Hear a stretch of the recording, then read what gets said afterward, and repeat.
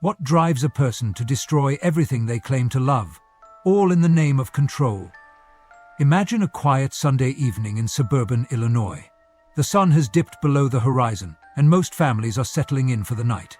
But on Concord Avenue, something is wrong. Two unanswered phone calls to a young mother and her husband spark growing concern. Hours later, police step into a house where silence screams louder than words.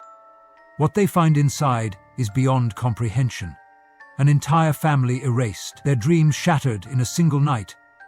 But the true horror? It didn't start there. It began months earlier, with a single text message that would ignite a chain of events no one could stop. What happened to the Bartolome family? And why does every answer seem to raise more questions? Welcome to True Crime Theater HQ. Don't forget to subscribe and hit the notification bell so you'll never miss another moment. Let's uncover the truth together. The Bartolome family was everything you'd imagine when you think of a fresh start. Zoraida Bartolome, just 31 years old, was the kind of woman everyone gravitated toward. A devoted mother, a loving sister, and the glue that held her family together. She worked diligently at a manufacturing facility, ensuring her boys had the stability she believed every child deserved. To her loved ones, she was more than a mother or a wife. She was a beacon of hope, a reminder that hard work and sacrifice could pave the way for something better. Her husband, Alberto Roland, 38, was cut from the same cloth. While Zoraida worked days, Alberto worked nights at a local liquor distributor, passing the baton of parenting between shifts. He was a man of quiet determination, working tirelessly to build a life for his family, a life they dreamed of when they first met. Their sons, 10-year-old Adriel and 7-year-old Diego, were their pride and joy. Adriel, with a love for soccer and an infectious smile, and Diego, curious and adventurous, were the kind of boys who lit up every room they entered. Together, they were a unit that seemed unbreakable. In April of 2023, that dream began to take tangible form. The couple purchased their first home on a quiet street in Romeoville, Illinois, a modest but beautiful house with enough room for their boys to grow and play. It was more than just a house. It was a symbol of everything they'd worked for, a milestone they had long awaited. They hosted barbecues in the backyard, celebrated birthdays, and planted the seeds of a future they could finally see. But as the world marveled at their progress, the truth inside their home told a different story. Beneath the surface, cracks were forming, cracks that no one outside their tight-knit circle could see. There were whispers of tension between Zoraida and Alberto, moments of strain that they worked hard to hide from their children and family. Yet, those who loved them noticed fleeting glimpses, strained smiles, hurried conversations, a subtle distance growing between the once inseparable couple. By the time September arrived, the family was still holding it together, or so it seemed. They had no criminal history, no debts looming over their heads, and no outward sign of trouble. To their neighbors, they were quiet and unassuming. The family next door you rarely noticed, but always admired for their perseverance. Yet something was brewing. Something no one could have imagined. What could have happened to a family so full of promise, so determined to make it? And how could a fresh chapter end in a tragedy so unimaginable it would send shockwaves through their community? This was not just the story of a crime. It was the unraveling of a family whose lives were entwined with something far more complex than anyone knew. Sunday, September 17, 2023, began like any other day on Concord Avenue, a quiet street in the heart of Romeoville, Illinois. But as the hours ticked by, a growing sense of unease began to ripple through one family. Calls to Zoraida Bartolome and Alberto Roland went unanswered. First, it was Zoraida's sister, then her mother.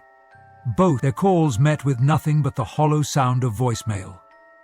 This wasn't like them.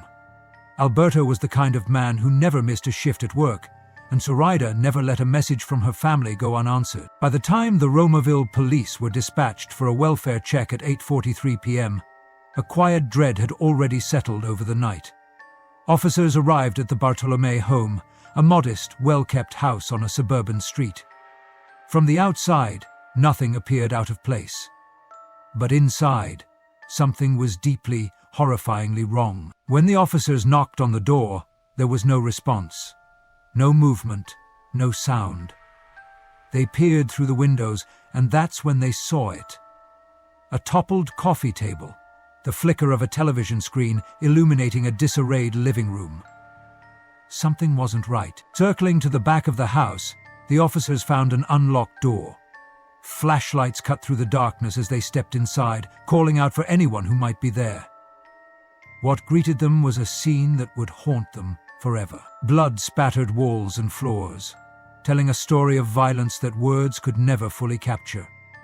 A coffee table shattered, furniture overturned as if in a frantic struggle, and then the silence. So oppressive it felt alive. Just steps into the home, the officers found the lifeless body of Alberto Rolan, collapsed in a hallway. He'd been shot multiple times, a desperate attempt to flee etched into his final moments. But the nightmare didn't end there.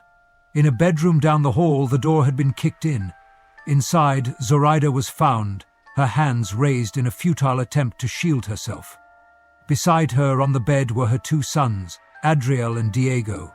They had been tucked in, as if for a peaceful night's sleep, but their young lives were cut short before morning could come. More than 20 shell casings littered the floor, each one a chilling reminder of the chaos that unfolded in those final moments. This wasn't the random work of a stranger. This was methodical. This was deliberate. This was personal. As officers stood in the wreckage of what had once been a family's sanctuary, one thing was clear. This was no ordinary crime, and whoever was responsible hadn't just taken lives. They had destroyed an entire future. What could drive someone to commit such an unthinkable act? And why this family, so full of hope, so seemingly untouched by the darkness that had now claimed them? These were the questions that would launch an investigation into a story no one could have prepared. What could drive someone to commit such an unthinkable act? And why this family, so full of hope, so seemingly untouched by the darkness that had now claimed them? These were the questions that would launch an investigation into a story no one could have prepared for. As the police processed the horrific crime scene, the weight of what had occurred inside the Bartolome home began to sink in. This wasn't just a tragedy. It was a deliberate act of violence against an entire family. But why? That was the question investigators were left grappling with as they began their search for answers. Neighbors described the Bartolomes as quiet and reserved. They kept to themselves, one recalled. You'd see them in the yard sometimes, the kids playing out back, but they were just normal. There was no history of violence, no public disputes, no red flags that might explain why someone would want to harm them. Financial records painted a similar picture. The Bartolomeos weren't struggling under the weight of debt or facing foreclosure. They had just purchased their home in April, a milestone that signified stability, not trouble. There were no known enemies, no conflicts with neighbors. By all appearances, this was a family focused on their future, not plagued by their past. But as detectives dug deeper, cracks in the facade began to emerge. Zoraida, a hard-working mother of two, had recently confided in a co-worker about threatening messages she had been receiving. The texts warned her to stay away from someone she had been involved with. Nate wasn't just any co-worker. He was someone Zoraida had grown close to over the past few months. By all accounts, their relationship had been intense, even romantic. But while Zoraida seemed to see Nate as a confidant, someone who understood her in ways Alberto perhaps no longer did, the relationship had also brought her unwanted attention. The threatening messages weren't just vague warnings. They were direct, chilling in their intensity. They spoke of consequences, of danger, of a reckoning that would come if Zoraida didn't end her involvement with Nate. She'd brushed them off as the empty words of a jealous rival. Or so she thought. Detectives learned that Alberto was aware of Zoraida's infidelity. This wasn't the first time their marriage had faced such challenges, but those who knew them said they had been trying to move forward for the sake of their children. Still, the revelation added a layer of complexity to the investigation. Could someone close to Zoraida have been pushed to their breaking point? Or was the true threat coming from outside their immediate circle?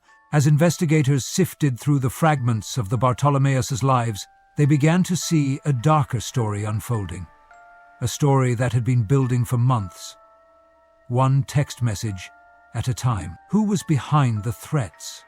And how did a private affair escalate into an act of unthinkable violence? The answers would lie not just in the lives of the victims, but in the secrets they had tried so desperately to keep hidden. Nathaniel Hui, or Nate as most knew him, wasn't an obvious suspect at first glance. A tall, imposing figure, Nate worked alongside Zoraida Bartolomeo at Avanti Engineering. He was charming, friendly, and had a way of making those around him feel seen. But as investigators peeled back the layers of his life, they uncovered a man whose world was riddled with contradictions and dark secrets. To Zoraida, Nate was more than a co-worker. He was an escape, a confidant, someone who seemed to understand her in ways her husband no longer could. Their affair, though brief, was intense. She described him as her soulmate, likening their connection to that of Romeo and Juliet, a love both forbidden and doomed. But while Zoraida saw hope in Nate, his life was anything but stable. Nate had a history that raised more questions than answers. In 2016, he'd faced a battery charge that resulted in a prohibition against owning firearms, a restriction he blatantly ignored. On social media, he posed with rifles and handguns, flaunting his disregard for the law. He also ran a security business that offered personal protection and firearm repair services, despite his legal limitations. To the outside world, he presented himself as a capable, confident man. But underneath that facade lay paranoia that would soon spiral out of control. For months leading up to the murders, Nate confided in those closest to him about a shadowy threat he believed was closing in. He was convinced he was being targeted by a powerful drug cartel, a group he described as ruthless, with members hailing from Mexican and Bulgarian descent. According to Nate, these individuals were monitoring his every move, issuing chilling threats if he failed to comply with their demands. He believed the cartel was tied to Zoraida and their growing connection, a relationship he claimed had made him a target. His paranoia consumed him, shaping his decisions and fueling his fear. He began noticing strange cars parked near his home, hearing phantom footsteps, and interpreting even the smallest coincidence as proof of the cartel's reach. But as investigators would later discover, Nate wasn't being targeted by a cartel at all. The threats, the surveillance, the fear, it was all a cruel fabrication. The person pulling the strings was closer than he ever could have imagined. To Nate, Zoraida was his world, a beacon of love in the chaos of his life. But for the Bartolome family, Nate's world would soon come crashing into theirs, with devastating consequences. What led him to cross the line from lover to suspect? And who, or what, was truly driving his actions? Hermelinda Palomo was, by all outward appearances, the devoted fiancée of Nathaniel Hui. They had been together since 2021, a relationship built on years of shared history. To those who knew her, Hermelinda was quiet and unassuming, a mother of 5 who doted on her family and stood by Nate through thick and thin. But what investigators uncovered about Hermelinda would turn the entire case on its head. While Nate spiraled into paranoia, convinced he was the target of a dangerous cartel, the truth lay much closer to home. Hermelinda wasn't the supportive partner she appeared to be. She was the architect of Nate's fears, carefully constructing a web of lies that would manipulate him into committing an unthinkable crime. Using fake phone numbers, Hermelinda began sending Nate threatening text messages, posing as members of a supposed cartel. The messages were calculated, each one designed to heighten his anxiety and feed his delusions. They warned him to cut ties with Zoraida or face deadly consequences. Nate, already prone to paranoia, believed every word, but Hermelinda didn't stop there. She installed tracking apps on Nate's phone, allowing her to monitor his every move. She would plant subtle evidence, like staged surveillance around their home, to convince him that he was being watched. She even went so far as to translate phrases into Bulgarian, crafting an elaborate narrative that a foreign criminal network was closing in on him. Why would someone go to such lengths to manipulate the person they supposedly loved? Investigators believe it was jealousy and control. Hermelinda saw Zoraida as a threat, a woman who had taken what she believed was hers. And she wasn't going to let that stand. Her ultimate goal became chillingly clear: eliminate Zoraida and her family, ensuring that Nate would have no one left but her. Every text, every false lead, every planted seed of doubt was part of her twisted plan. She knew Nate's vulnerabilities and exploited them to devastating effect. What's most haunting is how methodical Hermelinda was in her execution. She researched Zoraida's neighborhood, noting surveillance cameras and planning how to avoid leaving behind any evidence. She fed Nate's growing paranoia until he was no longer thinking rationally, until he truly believed that eliminating Zoraida and her family was the only way to protect them both. To Nate, Hermelinda was his anchor, the one person he could trust in a world he thought was closing in on him. But in reality, she was the one pulling the strings, orchestrating every move like a master manipulator. How does love turn into control? How does devotion become a weapon? For Hermelinda Palomo, the answers to those questions lay in a calculated plan that left an entire family dead, and a fiancé who never knew the true enemy was lying right beside him. It was a warm September evening when Nate Huey, consumed by paranoia and fear, made a decision that would shatter lives and forever alter the peaceful quiet of Concord Avenue. But the events of that night weren't born out of a moment of desperation. They were meticulously orchestrated, the result of months of manipulation by Hermelinda Palomo. To Nate, the world had become a dangerous place, one where unseen enemies lurked in every shadow. He believed Zoraida Bartolome and her family were in grave danger, not from him, but from a powerful cartel that he thought was targeting everyone he cared about. The messages were relentless, the threats unmistakable. End it, or they all die. Hermelinda had planted the seeds of this nightmare so deeply that Nate could no longer separate fiction from reality. On the night of September 16, Hermelinda made the plan clear. She would drive him to Zoraida's home, stay outside as a lookout, and wait for him to handle the situation. What Nate didn't realize was that Hermelinda wasn't just complicit, she was the architect. Every detail, from the timing to the route, had been carefully considered by her. As they approached the Bartolome house, the weight of what was about to happen seemed to hang in the air. Hermelinda parked nearby, her hands steady on the wheel.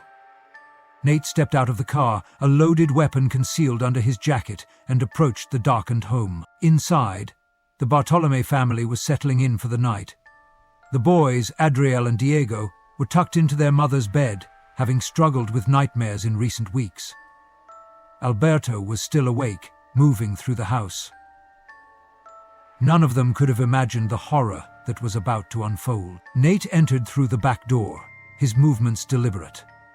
Alberto was the first to encounter him.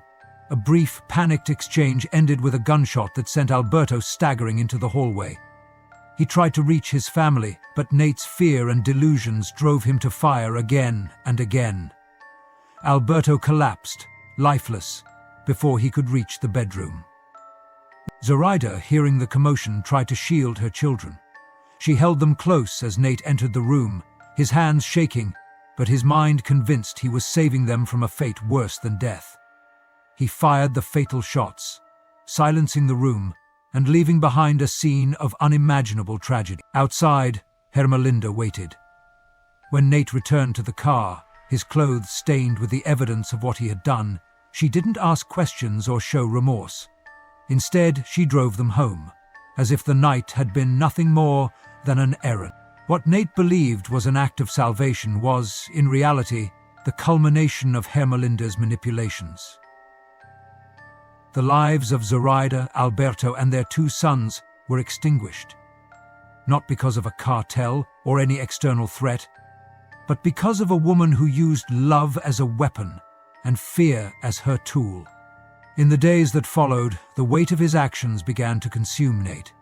He confessed to his mother, describing the murders as an act of mercy, believing the children were better off dead than left to face the horrors he thought were coming.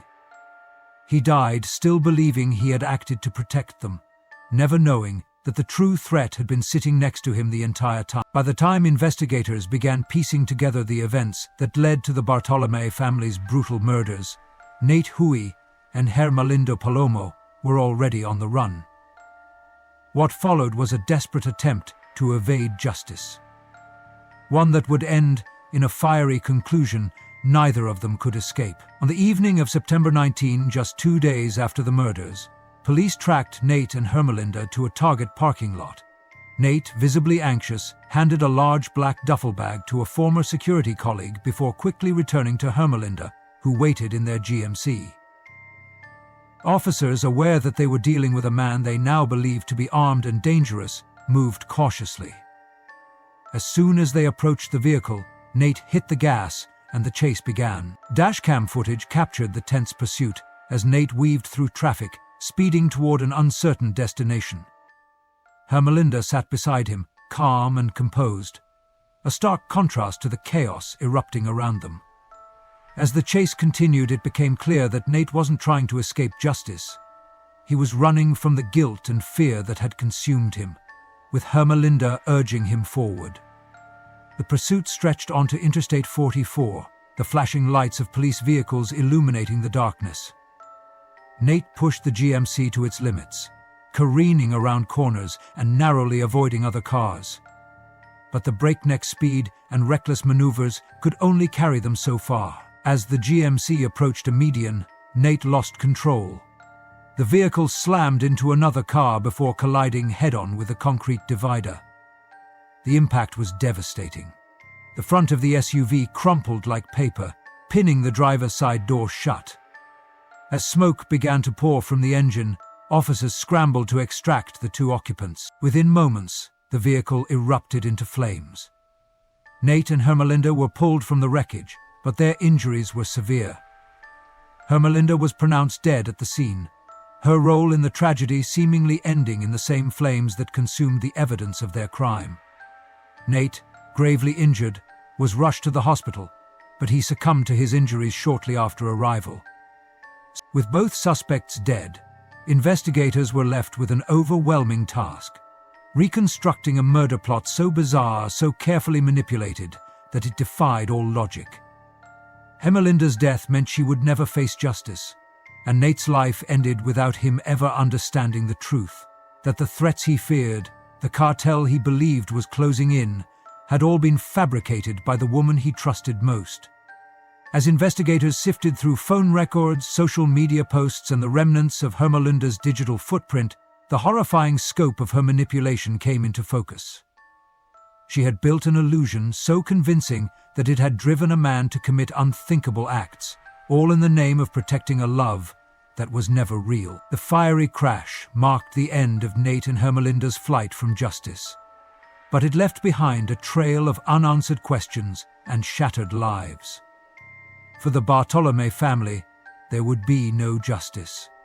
Only the hollow truth of a crime driven by jealousy, control, and deception. The smoke cleared from the fiery crash that claimed the lives of Nathaniel Hui and Hermelinda Palomo. Investigators were left with fragments of a story so intricately twisted, it took months to untangle. What they discovered would send shockwaves through everyone connected to the Bartolome family tragedy. At first, the notion of a cartel targeting Nate and Zoraida seemed plausible if far-fetched. The threatening messages, the paranoia, the desperate belief that danger was closing in, it all pointed to a calculated and external force. But as detectives combed through Hermelinda's phone records and digital activity, a chilling truth emerged. The cartel didn't exist. The threats, the surveillance, even the cryptic Bulgarian translations. It was all a lie, meticulously crafted by Hermelinda herself. Using fake phone numbers and anonymous apps, Hermelinda had created a terrifying world that only Nate could see. She sent him relentless messages, posing as shadowy figures who demanded Zoraida's death or else. She used tracking software to make it appear as though Nate was constantly being watched, leaving him to believe there was no escape. It was manipulation at its most extreme, preying on his deepest fears and vulnerabilities. But why? Why would Hermelinda go to such lengths to create this elaborate illusion? The answer was both devastating and simple: jealousy and control. Hermelinda saw Zoraida not just as a threat to her relationship with Nate, but as a symbol of everything she feared losing. And so, she devised a plan that would erase Zoraida, her family, and any trace of competition from Nate's life. In the end, Nate became both the weapon and the victim. Hermelinda's manipulations were so precise, so consuming, that Nate truly believed he was acting out of necessity. He thought he was saving the children from a world of suffering, protecting Zoraida from enemies who didn't exist.